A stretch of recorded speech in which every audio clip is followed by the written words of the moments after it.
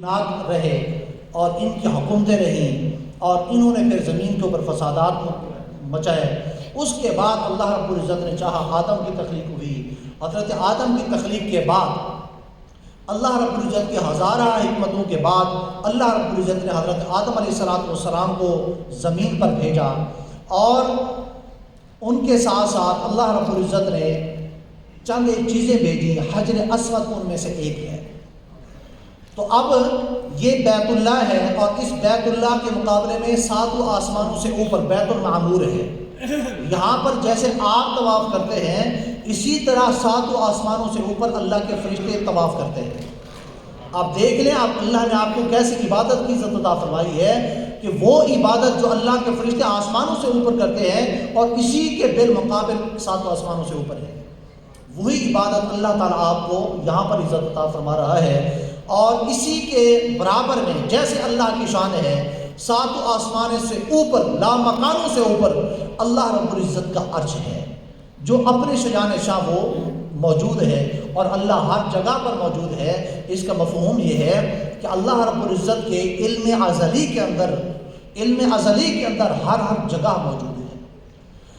سو آپ وہاں پر موجود ہیں اور اب اگلا جو آپ کا فرض ہے عمرے کا دوسرا اور آخری فرض وہ ہے طواف کرنا. بیت اللہ میں آپ پہنچ چکے ہیں. اگلی جو چیز آپ نے کرنی ہے وہ یہ کہ آپ نے اس کونے کے اندر آنا ہے جہاں پر حجر اسود لگا ہوا ہے. حجر اسود کی اپنی ایک تاریخ ہے. میں صرف اتنا ہی میں نے گزارش کر دیا کہ یہ جنتی پتھر ہے. جب یہ آیا تو علماء کرام نے یہاں تک لکھا ہے کہ یہ جہاں تک اب حرم ہے یہ حجر اسود کی جو روشنائی ہے یہ وہاں تک تھی جہاں تک اب حرم ہے. اتنا روشن تھا یہ اور اسی کو اللہ رب العزت نے حرم قرار دے دیا. اور اب یہ بلیک کیسے ہو گیا؟ میرے محبوب کریم علیہ السلام نے فرمایا کہ یہ اللہ کے بندوں کے گناہوں کو جب اللہ کے بندے اس کو چومتے ہیں تو بندے اس کو چومتے ہیں اور یہ اللہ کا یہ پتھر جو ہے ان بندوں کے گناہوں کو چوس لیتا ہے. تو میرے محبوب کریم علیہ السلام نے فرمایا کہ کل بروز حشر اللہ رب العزت اس کو آنکھیں بھی عطا فرمائے گا اور زبان بھی عطا فرمائے گا اور یہ حجر اسود اللہ کی بارگاہ میں اللہ کے ان بندوں کے لیے سفارش کرے گا جنہوں نے اس کو اللہ کی رضا کی خاطر چوما ہوگا. تو اب آپ نے اسی مقام پر آنا ہے اور اس مقام کی نشانی کیا ہے؟ دو نشانیاں ہیں. ایک نشانی یہ ہے کہ اللہ کے گھر کے 4 دیواریں ہیں, ایک ہی دیوار کے اندر دروازہ ہے. دروازے کے قریب والا جو کونا ہے اس میں حجر اسود ہے. ایک نشانی یہ ہے. دوسری نشانی یہ ہے کہ جس کونے کے اندر حجر اسود لگا ہوا ہے اسی سیدھ میں اوپر حرم کے اندر ایک ہی جگہ پر سبز لائٹ لگی ہوئی ہے. وہ سبز لائٹ یہ آپ کو بتاتی ہے کہ حجر اسود اس کونے میں ہے. تو آپ جس بھی دروازے سے حرم کے اندر داخل ہوئے ہیں آپ داخل ہو جائیے اور حجر اسود والے کونے میں آپ پہنچ جائیے. اب کوشش یہ مت کیجیے آپ یہاں سے انٹر ہوئے اور یہ طواف ہو رہا ہے مسلسل اس انداز کے اندر آپ اس طرح جانا چاہیں تو ایسا آپ کو بھی نقصان ہے, آپ کی وجہ سے دوسروں کو بھی نقصان ہو سکتا ہے. لہٰذا ایسا نہ کیجیے. یہاں سے چلیے, یہاں جیسے لوگوں کے چلنے کا بہاؤ ہے اسی انداز میں چلتے ہوئے آپ حجر اسود پر پہنچیں گے. حجر اسود پر پہنچ کر اب آپ نے نیت کرنی ہے عمرے کے دوسرے فرض کی. اور وہ نیت کیا ہے؟ نیت یہ ہے اور نیت کرنے کے ساتھ ساتھ آپ نے ایک اور بھی کام کرنا ہے. نیت یہ ہے کہ اے اللہ میں تیرے گھر کے 7 چکروں کے عمرے کے 7 چکروں کے نیت کرتا ہوں, میرے لیے آسان فرما, قبول فرما. اور اب آپ کہاں پر کھڑے ہوئے ہیں؟ حجر اسود کے سامنے کھڑے ہیں. حجر اسود یہ ہے اور یہاں پر پہنچ کر آپ نے تلبیہ پڑھنا جو ہے وہ بند کر دیا اور تلبیہ آپ موقوف ہوا اور اب آپ نے استوا کرنا ہے. استوا کیا ہے؟ استوا یہ ہے کہ آپ نے دایاں کندھا جو ہے وہ ننگا کرنا ہے اور چادر یہ مقام ہے جہاں پر ہم نے یہ انداز اپنانا ہوتا ہے, اس سے نہ پہلے نہ اس سے بعد میں. تو آپ نے استوا کیا. استوا کرنے کے بعد آپ حجر اسود کے سامنے کھڑے ہوئے ہیں اور حجر اسود کے سامنے پہنچ کر آپ نے استوا کر لیا. یہاں پر 2 کام اور کرنے ہیں. یہ تو ایک استقبال اور ایک استلام۔ استقبال یہ ہے کہ حجر اسود کے سامنے آپ نے نماز کی انداز میں ہاتھوں کو بلند کرنے ہے اور اللہ اکبر لا الہ الا اللہ واللہ اکبر وللہ الحمد آپ یہ پڑھ سکتے ہیں۔ اس کے ساتھ جو دوسرا کام کرنا ہے وہ ہے استلام۔ استلام کیا ہے؟ حجر اسود کے سامنے کھڑے ہو کر آپ نے دونوں ہاتھوں کو حجر اسود کی طرح اشارہ کرنا ہے، اور یہ میرے محبوب کریم علیہ الصلوۃ والسلام کی سنت مبارک ہے۔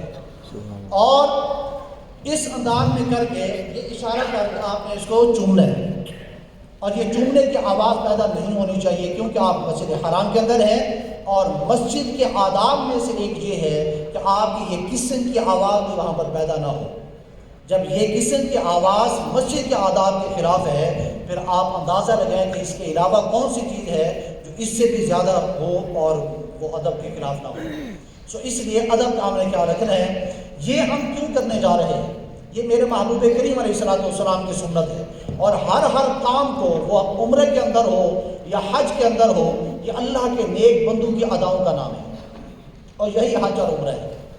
اور حضرت عمر رضی اللہ تعالیٰ عنہ حجر اسود کے سامنے ہے اور یہی بات کہہ رہے ہیں، اے حجر اسود میں جانتا ہوں کہ تو ایک پتھر ہے، نہ کسی کو نفع دے سکتا ہے نہ نقصان پہنچا سکتا ہے، میں نے اپنے محبوب کو اپنی ان آنکھوں سے دیکھا ہے، اگر میرے آقا نے تجھے چوما نہ ہوتا تو میں کبھی بھی تجھے نہ چومتا۔ اس پر پھر حضرت علی رضی اللہ تعالیٰ عنہ نے فرمایا کہ عمر، اللہ کے محبوب نے یہ فرمایا ہے کہ یہ فائدہ دے گا، بندہ خدا کو یہ فائدہ دے گا کہ جو اس کو چومے گا بروز حشر، یہ پھر اللہ کے ان بندوں کی سفارش اللہ کی بارگاہ میں کرے گا۔ حضرت عمر رضی اللہ تعالیٰ عنہ کی اس ادا کو بھی یاد رکھنا ہے، اور ہر ادا، یہ استوا آپ کرنے جا رہے ہیں، استوا آپ نے کر لیا اور استلام کر لیا، اب آپ نے نیت آپ نے کر لی۔ نیت کرنے کے ساتھ ہی آپ گھومے اور اب 7 چکر آپ نے لگانے ہیں جو آپ نے 3D کے اوپر آپ نے دیکھا۔ میں ایک چکر کے اوپر ہی اکتفا کروں گا، اور 3 چکر 4 اس کے کونے ہیں، 3 چکروں کے اندر آپ نے تیسرا کلمہ پڑھنا ہے، سبحان اللہ والحمد للہ ولا الہ الا اللہ واللہ اکبر ولا حول ولا قوۃ الا باللہ العلی العظیم۔ اور استباع کے ساتھ آپ نے رمل بھی کرنا ہے۔ رمل کیا ہے؟ رمل یہ ہے کہ قریب اکڑ کر پہلوانوں کی طرح چلنا۔ یہ اس کا پس منظر کیا ہے؟ اس کا پس منظر یہ ہے کہ کریم آقا علیہ الصلوۃ والسلام جب مکہ سے ہجرت کر کے مدینہ تشریف لے گئے، اور جب جا رہے تو یہ فرما رہے تھے، اے بیت اللہ، مجھے تیرے ساتھ اتنا عشق ہے کہ اگر تیرے ارد گرد کے رہنے والے لوگ مجھے پریشان نہ کرتے، مجبور نہ کرتے، تو تمہارے ساتھ محبت اتنی ہے کبھی چھوڑ کے تمہیں نہ جاتا۔ میرے آقا گئے، مدینہ گئے، اور پھر کریم آقا علیہ الصلوۃ والسلام 5-6 سالوں کے بعد دوبارہ تشریف لاتے ہیں اور عمرے کے نیت سے تشریف لاتے ہیں۔ اور قصہ مختصر، ایک معاہدے کے بعد کریم آقا علیہ الصلوۃ والسلام اگلے سال پھر عمرہ کی ادائیگی کے لیے آتے ہیں، اور کفار جو ہیں اب ارد گرد بیٹھے دیکھ رہے ہیں کہ مسلمان کمزور ہیں، آپس میں وہ باتیں کرتے ہیں، دیکھ رہے ہیں مدینہ جا کر آب و فضا مدینہ کی ان کو راس نہیں آئی، یہ کمزور ہو گئے۔ تو محبوب کریم علیہ الصلوۃ والسلام کی بارگاہ میں حضرت جبریل امین حاضر ہوئے اور آ کر عرض کی، آقا یہ کفار اور مشرکین اس طرح کی باتیں کر رہے ہیں، اللہ کا حکم یہ ہے کہ آپ اور آپ کے غلام پہلوانوں کی طرح اکڑ کر چلو۔ اکڑنا اگر اور تکبر اللہ کو پسند نہیں ہے، لیکن اللہ کے گھر میں آج اکڑ کر پہلوانوں کی طرح اس لیے چلے تاکہ کفار کے اوپر مسلمانوں کا روب اور دبدبہ بیٹھ جائے، اور انہیں پتہ چل جائے کہ مسلمان جسمانی طور پر کمزور ہو تو ہو، لیکن ایمانی طور پر وہ کبھی کمزور نہیں ہوتا ہے۔ محبوب کریم علیہ الصلوۃ والسلام نے خود بھی اور صحابہ کرام نے بھی اس انداز میں اکڑ کر کیا۔ اب ہم طواف کرنے جا رہے ہیں، آپ نے نیت کر لی، عمرے کا یہ دوسرا فرض تھا، اور نیت کرنے کے بعد اب آپ نے بیت اللہ کی طرف نہیں دیکھنا، نظریں جھکا کے رکھنی ہے، تینوں کونوں کے اندر آپ نے تیسرا کلمہ پڑھنا ہے، اور یہ انداز ہوگا، سبحان اللہ والحمد للہ ولا الہ الا اللہ واللہ اکبر، سبحان اللہ والحمد للہ ولا الہ الا اللہ واللہ اکبر، سبحان اللہ۔ تو یہ تیسرے کونے میں آپ پہنچے، تیسرے کونے میں پہنچنے کے بعد یہ وہ کونے ہے جہاں پر میرے محبوب کریم کا فرمان ہے، فرمایا کہ اس کونے میں یہاں سے یہاں تک، یہاں پر اللہ کے 70,000 فرشتے ایسے ہیں کہ بندہ خدا جو دعا کرتا ہے اس پر یہ آمین کہتے ہیں۔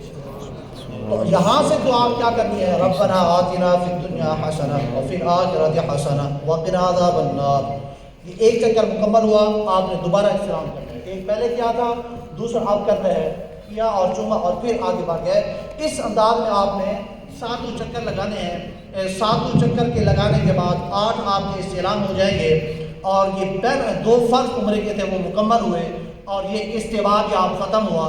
اب آپ اس کو ڈھانپ لیں گے، اور بیت اللہ کے دروازے اور حجر اسود کے درمیان کا جو حصہ ہے اس کو کہتے ہیں ملتزم۔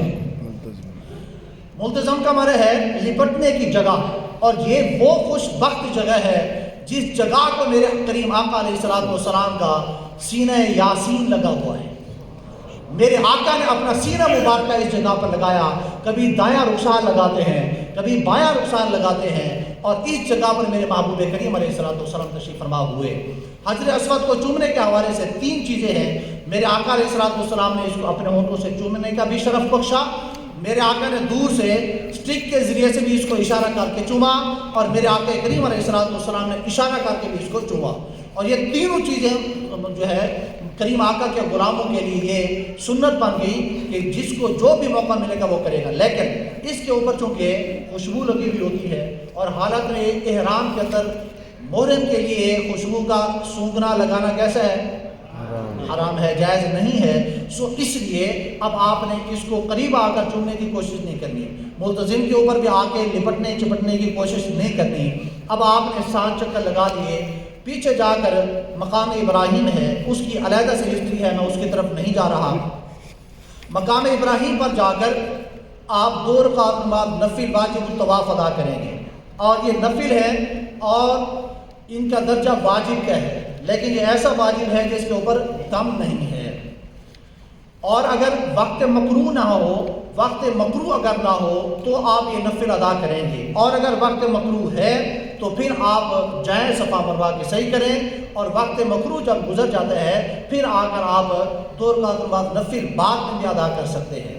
اس لیے آپ نے یہاں سے یہاں پہ 2 رکعت بعد نفل واجب الطواف کے ادا کیے۔ ادائیگی کے بعد پیچھے آپ پڑھتے ہیں تو زمزم کے کولر لگے ہوئے ہیں، وہاں پر رج کے آپ زمزم پیئیں، اس لیے کہ میرے محبوب کریم کا فرمان ہے کہ زمزم مومن اس سے رجدہ نہیں ہے اور منافق اس کو پی سکتا نہیں ہے۔ اس لیے میرے محبوب نے صحابہ کو فرمایا کہ زمزم اس انداز میں پیو کہ تمہاری بھوکیں جو ہے وہ پھول جائیں، اور یقین مانیے وہاں پر کھانا بھی لذیذ ہوتا ہے، لیکن وہاں پر پانی جتنا مرضی دوسرے اچھے سے بہترین پانی ہو، زمزم کا مقابلہ صرف یہ نہیں کہ وہاں پر پوری کائنات کے اندر زمزم کے پانی کا مقابلہ ہے ہی نہیں۔ اور یہ کیا ہے؟ یہ بھی اللہ کے ایک نیک بندے کی اور نیک بندی کی ایک یادگار ہے۔ اسی طرح حجر اسود کو دیکھ لیں وہ بھی یادگار، مقام ابراہیم کو دیکھ لیں وہ بھی یادگار، اور یہ ساری وہ چیزیں جو قرآن اور حدیث کے اندر موجود۔ تو جیسے میں نے شروع میں کہا تھا کہ حج اور عمرہ یہ تمام تر اللہ کے نیک بندوں کی اداؤں کے نام ہیں۔ آپ نے زمزم پیا، زمزم کے پینے کے بعد اب آپ پیچھے ہٹ گئے، پیچھے جا کر اب آپ عمرے کے 2 واجب ادا کرنے کے لیے جا رہے ہیں۔ پیچھے جا کر آپ نکلیں گے، صفا کی پہاڑی ہے، صفا اور مروہ کی پہاڑی کی اپنی ہسٹری ہے، میں اس کو ڈسکس نہیں کر رہا۔ صفا کے اوپر آپ پہنچے، وہاں پر پہنچنے کے بعد آپ پھر بیت اللہ کی طرف مڑے، اور مڑنے کے بعد حجر اسود کی طرف ایک نامہ استلام آپ نے پھر کیا۔ نامہ استلام کرنے کے بعد پھر آپ نے وہاں پر دعا مانگی، دعا مانگنے کے بعد آپ نے صفا کے اوپر کھڑے ہو کر پھر نیت کی، اے اللہ میں صفا مروہ کے 7 چکروں کی صحیح کی نیت کرتا ہوں، اس کو میرے لیے آسان فرما، قبول فرما۔ اور یہ عمرے کی صحیح آپ کر رہے ہیں، اور یہ عمرے کے اندر اس کی شرعی حیثیت کیا ہے؟ واجب ہے۔ عمرے کے اندر پہلا واجب جو ہے وہ صفا مروہ کے 7 چکر ہے۔ یہ صفا سے شروع ہوگا اور مروہ تک یہ ختم ہوگا، درمیان کے اندر سبز لائٹس ہیں، اور یہ وہ مقام ہے جہاں پر حضرت حاجرہ رضی اللہ تعالی عنہا نے حضرت اسماعیل علیہ السلام کی اس بلکتے ہوئے اور روتے ہوئے پانی کی تلاش کے لیے نکلی تھی، اور اسی مقام سے دوڑتے ہوئے اللہ نے اپنی اس بندی کی اس ادا کو اس انداز میں قبول فرمایا کہ کوئی نبی رہے، ولی رہے، قطب ابدال قیامت تک آتے رہیں گے۔ فرمایا میری بندی کی یہ ادا مجھے اس قدر پسند ہے، جو بھی آئے گا اس ادا کو اپنائے گا تبھی حج اور عمرہ کرنے والا بن پائے گا۔ اس لیے تمام احباب نے اللہ کی اس بندی کی اس ادا کو ذہن میں رکھتے ہوئے اور اللہ کی فرما برداری کرتے ہوئے، قرآن کا حکم مانتے ہوئے یہاں پر دوڑنا ہے، اپنی رفتار کو تیز کرنا ہے۔ ماؤں اور بہنوں نے یہاں پر بھاگنا نہیں ہے، قدرے اپنی رفتار کو تھوڑا تیز کر لینا ہے، بھاگنا نہیں ہے۔ آپ نے صفا سے چکر کہاں سے شروع ہوگا؟ صفا سے، اور ختم کہاں پر ہوگا؟ مروہ پر۔ یہ ایک چکر آپ کا پورا ہوا۔ دوسرا چکر آپ کا مروہ سے شروع ہوگا، صفا پر مکمل ہوگا، اور ساتواں چکر آپ کا صفا سے شروع ہوگا اور مروہ کے اوپر مکمل ہوگا۔ 7 چکر یہ آپ کے مکمل ہوئے اور آپ کا عمرہ مکمل ہوا، پہلا واجب پورا ہوا۔ ایک واجب رہتا ہے آخری واجب یہ ہے کہ مردوں نے اپنی ٹینڈ کروانی ہے۔ کیوں ٹینڈ کروانی ہے؟ اس لیے کہ میرے محبوب کریم علیہ السلام نے ٹینڈ کروانے والوں کے لیے 3 بار برکت کی دعا فرمائی۔ صحابہ نے عرض کیا یا رسول اللہ قصر کروانے والے، بالوں کو چھوٹا کروانے والے، تو تیسری بار جا کر کریم آقا نے ایک بار ان لوگوں کے لیے دعا فرمائی کہ جو قصر کرواتے ہیں۔ قصر کروانے کا مطلب یہ ہے کہ وہ اپنے بالوں کے چوتھائی حصہ جو ہے وہ کاٹے اور ان کو چھوٹا کریں۔ یہ مردوں کے لیے ہے۔ اب یہ نہ ہو کہ خواتین بھی ایسا کرنے لگے۔ خواتین کے لیے کیا ہے؟ خواتین کے لیے یہ واجب کی ادائیگی، خواتین بھی اسی طرح طواف کرے گی، اسی طرح صفا مروہ کی صحیح کرے گی۔ اور اگر خواتین اس موقع کے اوپر ایام مخصوصہ میں آ جاتی ہیں تو وہ مسجد حرام کے اندر داخل نہیں ہوں، مسجد حرام سے باہر رہیں، بے شک روزانہ آئیں جائیں، یہ آنے جانے کا ثواب تو آپ کو ملے گا۔ اور اگر نہیں بھی آتے ہیں اپنے ہوٹل میں رہیں، جب ان ایام سے آپ پاک ہو جاتے ہیں، نہائیں اور پاکیزہ ہوں، اور غسل جنابت کے کرنے کے بعد پھر آپ آ کر عمرے کے باقیہ جو اراکین ہیں ان کو آپ ادا کریں گی۔ اور اسی طرح طواف کے حوالے سے ذہن میں رکھیں، لوگوں کے وضو بعض اوقات جو ہے وہ ٹوٹ جاتا ہے، یا کسی کو گیس کا مسئلہ ہوتا ہے، تو اس حوالے سے موٹے موٹے جو مسائل ہے وہ آپ کے سامنے رکھنا چاہتا ہوں کہ طواف کرتے ہوئے اگر کسی کا وضو ٹوٹ جائے، 4 چکر اگر ہو چکے تو وہ وضو جائیں گے کریں گے اور واپس آ کر آگے کے چکر پورے کریں گے۔ اور اگر 3 چکر ہوئے تو ایسی صورت میں وضو ٹوٹ جاتا ہے تو پھر یہ صاحب یا صاحبہ جائیں گے، وضو کریں گے اور نئے سرے سے آ کر طواف کریں گے۔ ایک بات۔ دوسری بات یہ ہے کہ دوران طواف بیت اللہ کی طرف نظر نہیں کرنی، اور جب آپ طواف شروع کرنے لگے ہیں کس کونے سے شروع کرنا ہے؟ حجر اسود سے۔ آپ کوشش کرتے ہیں، چونکہ رش بہت زیادہ ہوتا ہے اور رش کی وجہ سے یہاں پر جب پہنچتے ہیں تو رش ہے تھوڑا سا آگے ہو جاتے ہیں، یہاں سیدھ کی بجائے تھوڑے چند قدم آگے ہو جاتے ہیں۔ ذہن میں رکھیے پہلے جو 4 چکر ہیں یہ فرض ہے، یہ فرض ہے۔ اگر ایک قدم بھی آپ حجر اسود سے آگے چلے گئے تو اس کا مطلب یہ ہوا کہ آپ نے اپنے فرض کا اتنا حصہ چھوڑ دیا۔ اس لیے یا تو آپ واپس پلٹیں گے یا پھر یہ چکر آپ کو دوبارہ کرنا پڑے گا۔ اس لیے اہم ترین ہے یہ بات کہ جب آپ طواف کرنے لگیں، ایک چکر پورا ہو تو حجر اسود کے سامنے آپ ہو، ایک قدم آپ اس کے بعد نہ ہو، بالکل سیدھ میں ہی ہوں آپ، تو اس انداز میں آپ کو چکر ادا کرنے ہیں۔ اسی طرح جیسے ماؤں بہنوں کے لیے میں نے گزارش کی کہ اگر ایام مخصوصہ میں آ جاتی ہے تو وہ انتظار کریں گی، اور اگر طواف کرتے ہوئے یہ معاملہ ہو جاتا ہے تب وہ حرم سے فوراً نکل جائیں گی اور دوبارہ جو ہے وہ ایام مخصوص سے پاک ہو کر وہ آ کر عمرہ جو ہے وہ مکمل کریں گی۔ آپ نے عمرہ کر لیا اور صفا مروہ کی صحیح کر لی۔ آخری واجب اس کا جو مردوں کے لیے تھا وہ ٹینڈ کروانا، خواتین کے لیے تھا کہ وہ 1 پورے کے برابر، یہ بال آپ نے پکڑ لیں ادھر سے کر کے، 1 پورے کے برابر اپنی انگلی کے اوپر جو ہے وہ اس طرح کر کے یہ کاٹ سکتی ہے۔ اب یہ ان کے ساتھ اگر محرم ہے تو وہ بھی کاٹ سکتا ہے اور وہ خود بھی کاٹ سکتی ہے، اور جس نے اپنے یہ ادا کر لیے تمام اراکین تو یہ ایک دوسرے کا بھی آپ کر سکتے ہیں۔ عمرے کی ادائیگی کے بعد حج کے ایام شروع ہوتے ہیں۔ حج تک کے جتنے بھی دن آپ کے پاس ہیں اس میں آپ جتنا مرضی جو ہے آپ عمرے کر سکتے ہیں۔ اس کا طریقہ یہ ہوگا کہ آپ احرام کی چادریں بے شک اپنے ہوٹل سے پہنیں اور مسجد عائشہ جائیں، مسجد میں عائشہ جا کر مسجد عائشہ میں جا کر 2 نفل ادا کریں اور احرام کی نیت کریں، تلبیہ پڑھیں، اور اب آپ دوبارہ احرام کے اندر آ گئے ہیں اور دوبارہ آ کر آپ عمرہ ادا کریں۔ اس طرح جتنا مرضی آپ عمرہ ادا کرنا چاہیں کریں، اور زیادہ بہتر ہے کہ عمرے میں بھی کوئی فضیلت، بہت زیادہ فضیلتیں ہیں، زیادہ سے زیادہ طواف کریں۔ جو عمرے کر سکتے ہیں وہ عمرے کریں، جو زیادہ سے زیادہ طواف کر سکتے ہیں وہ طواف کریں۔ لیکن عمرہ کرنے والے کو موقع ملے گا کہ وہ مطاف میں جا کر، مطاف کا مطلب جس جگہ پر طواف ہوتا ہے وہاں پر انٹری کا موقع ملے گا، اور جو صرف طواف کرنا چاہیں گے ان کو اوپر کے حصوں میں موقع ملے گا کہ وہ اوپر جا کر طواف کر سکیں گے۔ سو اللہ رب العزت سے دعا ہے کہ اللہ رب العزت آپ کے اس سفر کو آسان فرمائے اور قبول فرمائے، اور ہر جگہ پر اللہ رب العزت آپ کے لیے آسانیاں پیدا فرمائے۔ اسی طرح جس طرح پہلا چکر تھا اسی طرح سارے چکر ہوں گے۔